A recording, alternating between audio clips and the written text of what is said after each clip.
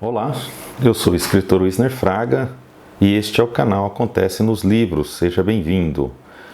Dando continuidade ao nosso projeto de mapear a poesia brasileira contemporânea, hoje nós temos aqui um poeta mineiro, Erorci Santana, que nasceu em Governador Valadares no ano de 1960 e veio e fincou raízes em São Paulo em 1974 e mora aqui desde então.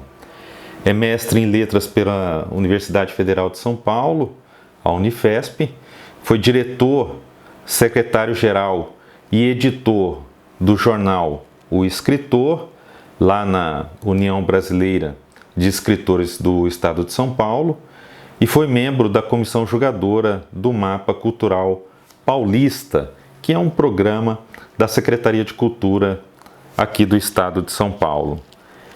Erorci é poeta, autor de Maravilta e Outros Cantares, que foi publicado pela editora Alfarrábio, e também de O Tambor Subterrâneo, que foi publicado pela editora Letra Selvagem, entre outras obras. É servidor público aposentado do Tribunal de Justiça de São Paulo. Com vocês, então, Erorci Santana.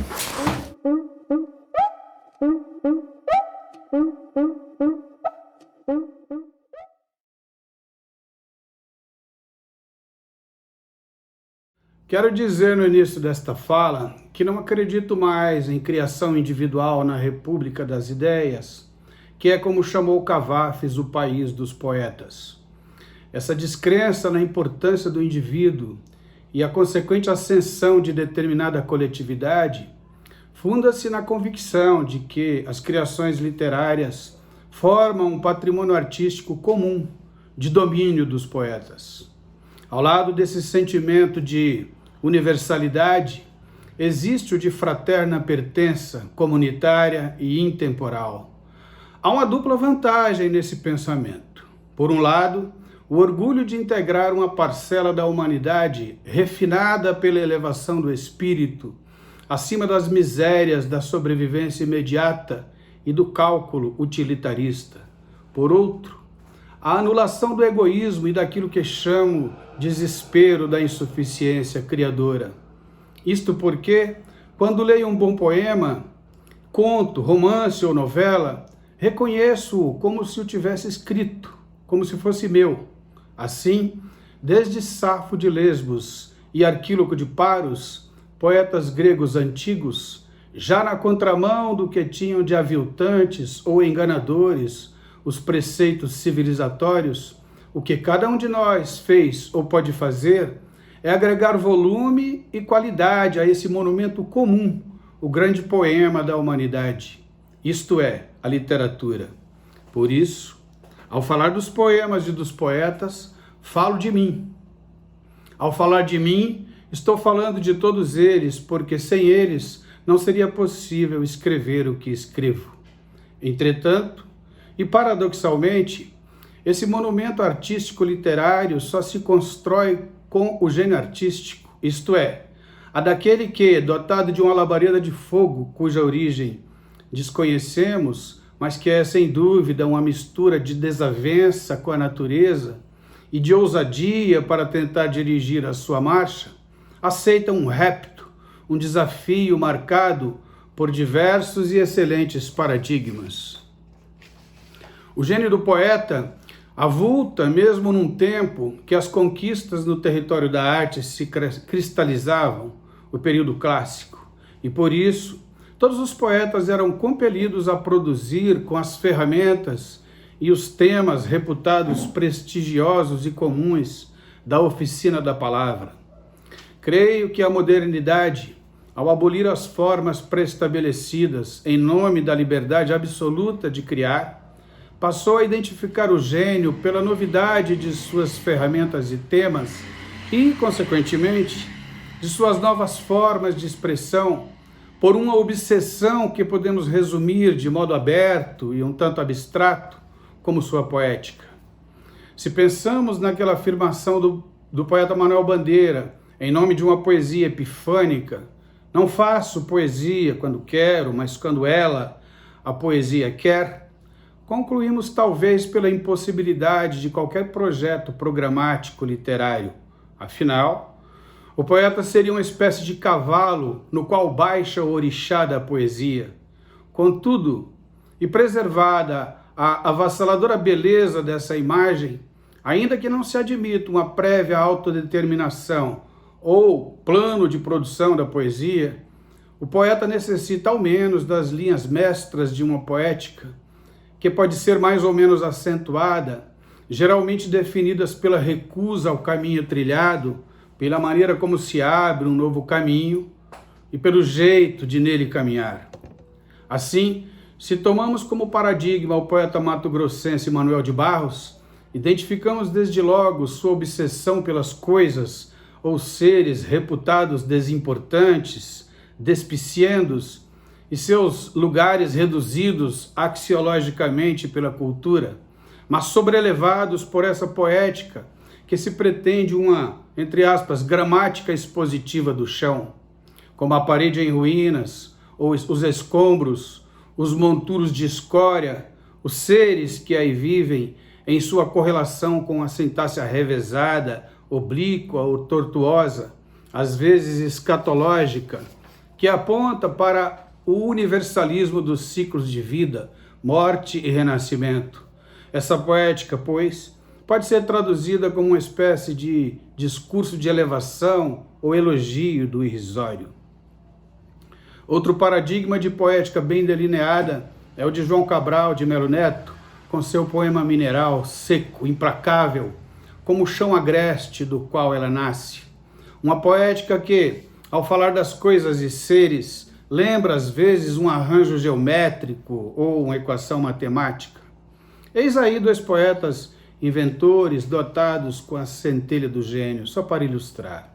Pois bem, empenhado na construção permanente do nosso grande poema universal, minha modesta contribuição só pretende dar conta de algumas desavenças com o mundo, com as trapaças de meus semelhantes, denunciar algumas de suas hipocrisias e paradoxos, sua sanha predatória e autoaniquiladora.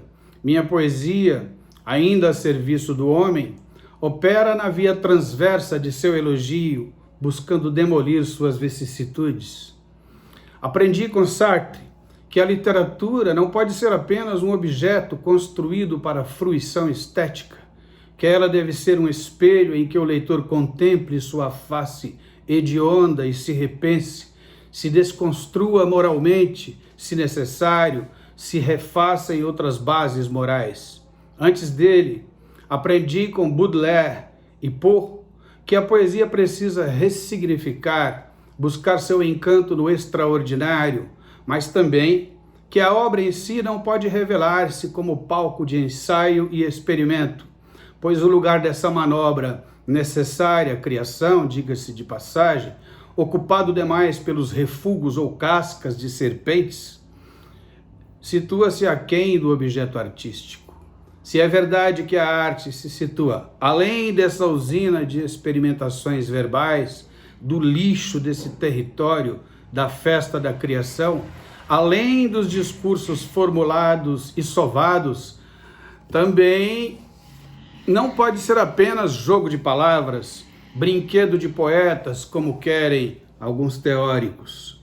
Finalmente, recuso qualquer elitismo, pois sei que o gênio, em grande parte, é um produto da saturação, como afirmava, aliás, o cientista Albert Einstein. Mas acredito a unção divina, aquilo que, na elaboração artística, não advém da mera persistência ou obstinação, e que acaba operando o milagre da arte da palavra, e sei que a palavra e seu ofício, ao ponto de saturação da poesia, está além do alcance do comum dos mortais, aos quais falta inquietação, inconformismo, ousadia, persistência e disciplina. Entretanto, o poeta é sempre suspeito para falar de si mesmo, já que, ao fim e ao cabo, é mesmo um fingidor, como definiu magistralmente Fernando Pessoa. Não é ele, mas sua palavra transformada em arte que tem que dizer, ou, mais apropriadamente, desdizer.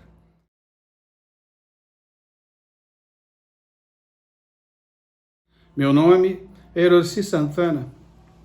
Nasci à beira do córrego Cassiano e vivi a infância e parte da adolescência na região do Vale do Rio Doce, nos entremorros do município de Governador Valadares, em Minas Gerais.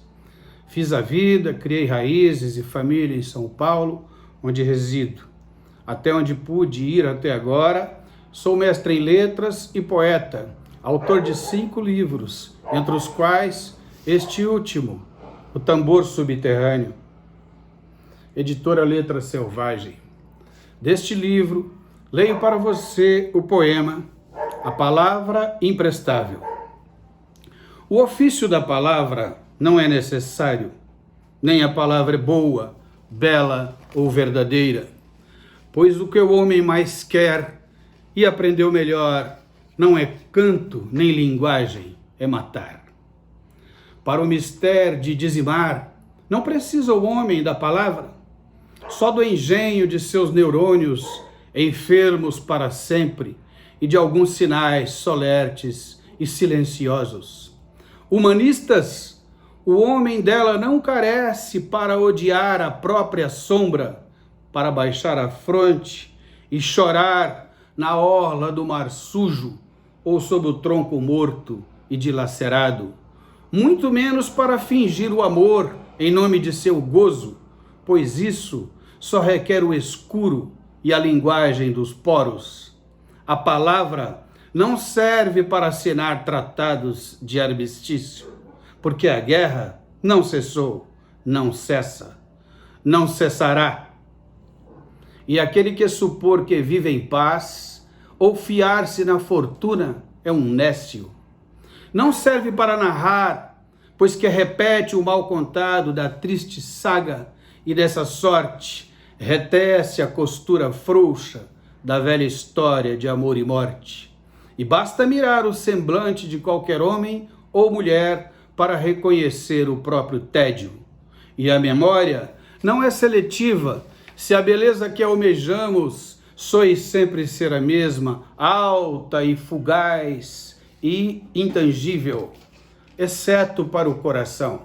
Mas o coração, que é o universo, semelhante ao ovo, e bastante a si mesmo, desconhece o fonema. Os santos não precisam dela nem de vestes ou de nobiliarquia, glória a Deus pelas coisas de cor variada. A palavra serve aos poetas desde que não guarde a memória de seu próprio nome corrompido. A palavra não presta, porque não é mais virginal, porque já nominou tudo. E o homem,